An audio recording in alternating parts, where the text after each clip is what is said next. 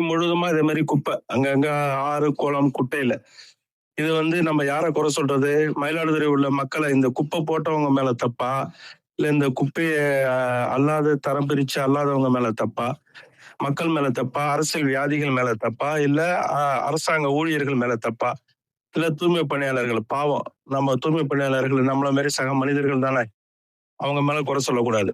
நம்ம குப்பை போடுறோம் பார்த்தீங்களா, நம்ம மேலதான் தப்பு. அந்த குப்பை எங்கேருந்து வாங்கிட்டு வரோம்? கடையிலேருந்து வாங்கிட்டு வரோம். நம்ம பிளாஸ்டிக் குப்பையை கடையிலேருந்து வாங்கிட்டு வரக்கூடாது. கடையிலேருந்து வாங்கிட்டு வந்து வீட்டுக்கு வந்துட்டு பயன்படுத்திட்டு தூக்கி எறிகிறோம்.